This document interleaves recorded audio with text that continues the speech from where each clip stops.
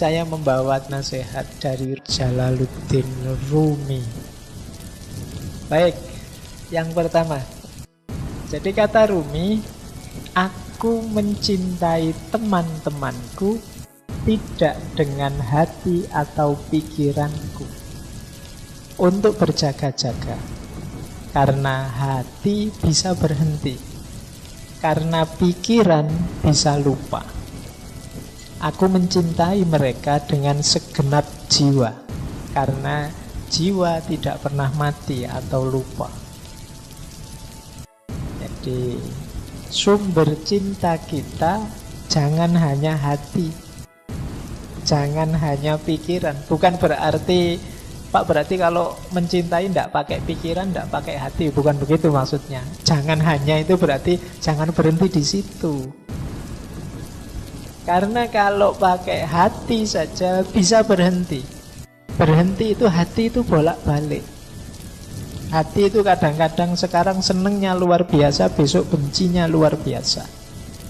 Kalau pakai hati masih bisa ya dan tidak ketika kita mencintai.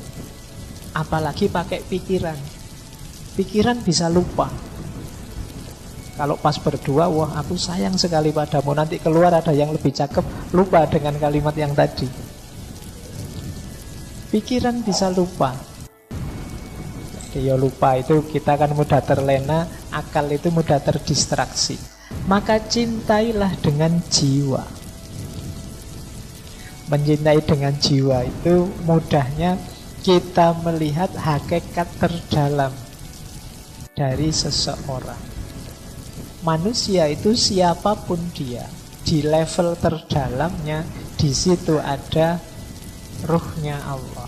Wa nafakha fihi min ruhi. Yang di situ ada citranya Allah. Jadi pertemuannya tidak hanya pertemuan dua akal, tidak hanya pertemuan dua hati, tapi juga pertemuan dua jiwa. Makanya dalam bahasa Inggris istilahnya soulmate. Belahan jiwa, tidak sekedar belahan hati. Apalagi belahan pikiran. Tidak. Jadi kalau dasarnya jiwa mesti bersatu terus, mesti nyambung terus. Karena di level jiwa kita satu. Di level pikiran kita bisa beda-beda, wong pikiran itu macam-macam. Hati juga bisa beda-beda, passion, selera bisa beda-beda. Apalagi level fisik. Tapi begitu kita masuk di level jiwa, itu kita pasti hakikatnya satu. Di level ruh itu kita satu jenis, sama semua. Meskipun banyak orang yang mengabaikan sisi dalam rohaninya, sehingga kelakuannya hanya didasarkan pada yang fisik-fisik. Maka mari mencintai apapun dan siapapun tadi di level terdalamnya. Kalau sudah level terdalam itu seragam, sama. Kalau fisik itu bisa beda-beda, ada cakep, ada jelek dan lain sebagainya. Makanya kalau nembak kok ditolak kan kadang orang bilang, loh kamu jangan hanya lihat wajahku, lihatlah. Ya, kalau hati masih bisa berubah. Kalau kalimatnya lihatlah hatiku, hati masih bisa berubah-ubah, kurang dalam. Lihatlah jiwaku. Nah, oke. Baik. Nah, kalau jiwa itu sudah relatif seragam, semuanya citranya Allah dalam diri kita. Ini yang jadi penciri pembeda manusia dengan semua yang bukan manusia. Baik, jadi cintailah sahabatmu dengan jiwa. Jadi tidak lagi sepenuh hati, tapi sudah sepenuh jiwa. Selanjutnya, ini dari salah satu syairnya Maulana Rumi. Temukanlah seorang teman yang mau memaklumimu dengan kesabaran, seperti menguji esensi dari dupa yang terbaik dengan meletakkannya di perapian. Minumlah semangkok racun yang disuguhkan oleh temanmu saat dipenuhi dengan cinta dan kasih sayang. Melangkahlah ke api menyala seperti Nabi terpilih. Ya, Nabi yang melangkah ke tengah api menyala ya Nabi Ibrahim. Rahasia cinta akan mengubah api menyala menjadi taman yang indah. Bertabur bunga-bunga merekah, mawar, tetumbuhan air dan willow bertebaran dan menaburimu. Seorang teman sejati dapat meliputimu seperti Tuhan di hadapan alam. Yang pertama, temukan seorang teman yang mau memaklumimu dengan kesabaran.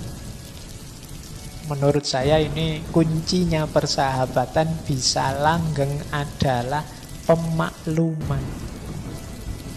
Jadi pemakluman itu sebenarnya hakikatnya adalah kesediaan untuk menerima apapun situasinya.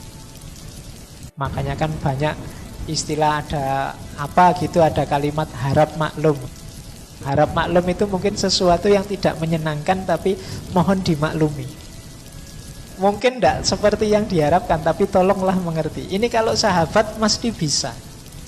Yang sulit untuk memaklumi pasti bukan sahabat. Ya sebenarnya aku harus bayar utang sekarang, tapi kok ya belum ada ya, harap maklum. Ini ya nek terus-terusan yang jengkeli. Nah ini kunci persahabatan. Jadi memaklumi dengan kesabaran, bisa menerima apa adanya kita apapun situasinya. Yang kedua, sahabat itu tangguh. Tidak mudah luntur, tidak mudah bubar karena ujian, goncangan, cobaan.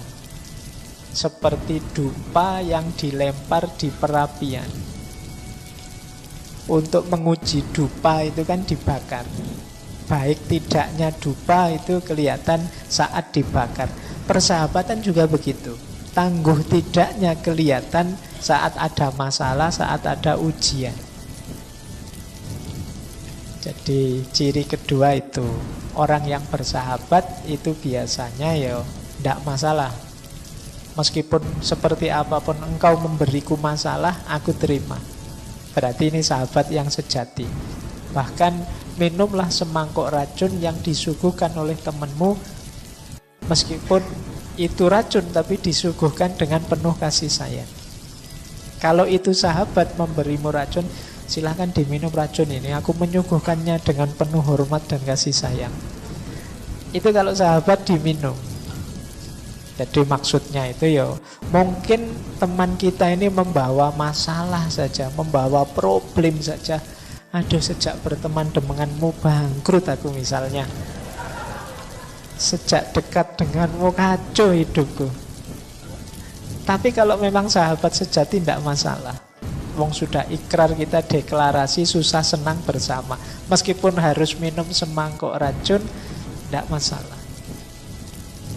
Jadi Maulana Rumi itu ya sering mengalami hal-hal pahit berdua sama Syekh Syamsul Tabriz. Bahkan Syekh Syamsul Tabriz sampai pernah diusir, sampai pernah menghilang.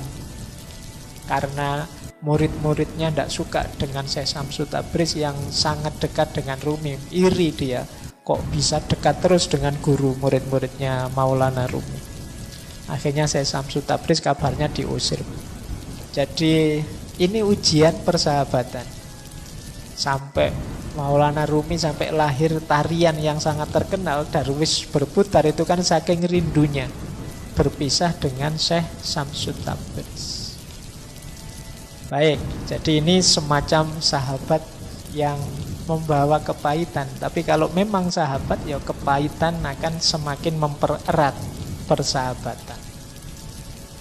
Nah, justru kesulitan dalam persahabatan akan mendatangkan kebahagiaan. Seperti hidup di taman yang indah, meskipun di tengah api. Nabi Ibrahim mantap sekali melangkah ke tengah api karena dia yakin dengan cintanya kepada Allah. Akhirnya api menjadi taman yang indah. Ini kemantapan level Nabi ya. Tidak bisa ditiru. Jangan nekat nanti. Saya cinta sekali Pak, saya siap. Tidak, jangan nekat ya. Tidak bisa begitu, itu levelnya beda. Kan di Quran ada Pak. Iya neng ya memahaminya tidak begitu. Makanya membaca Al-Quran itu ya harus ngerti ilmunya. Jangan dipotong dalilnya. Pak, saya mengalami seperti Nabi Ibrahim Pak, mimpi menyembelih. Lah sojo, kamu salah memahaminya. Cara menarik maknanya tidak begitu. Baik, nah persahabatan ilustrasinya seperti Nabi Ibrahim yang melangkah ke dalam api. Dan buahnya, kata Rumi, pasti taman yang indah, meskipun dari luar kelihatannya api. Berkorban untuk sahabat itu kan lega, membahagiakan. Alhamdulillah aku bisa menolong sahabatku. Alhamdulillah aku bisa meringankan bebannya. Nah, itu seperti mawar dan tetumbuhan serta bebungaan yang menaburi kita. Yang terakhir, seorang sahabat, teman sejati itu mewarnai hidup kita sebagaimana Allah mewarnai alam semesta ini, sebagaimana Tuhan di hadapan alam. Jadi kalau kita punya sahabat itu sedikit banyak kita akan diwarnai oleh sahabat kita. Gaya kita ngomong, gaya kita berekspresi, mungkin diksi-diksi pilihan hidup itu pasti banyak diwarnai oleh teman dan sahabat. Baik, jadi dari 4 bait dari syair ini ada beberapa makna persahabatan. Yang pertama pemakluman, yang kedua ketangguhan, yang ketiga kesediaan untuk berkorban, dan yang terakhir persahabatan itu saling mewarnai. Nah, ini nasihat Maulana Jalaluddin Rumi yang berhubungan dengan persahabatan. Baik, saya akhiri sekian. Kurang lebihnya mohon maaf. Wallahul muwaffiq, wallahu a'lamu bissawab. Wassalamualaikum warahmatullahi wabarakatuh.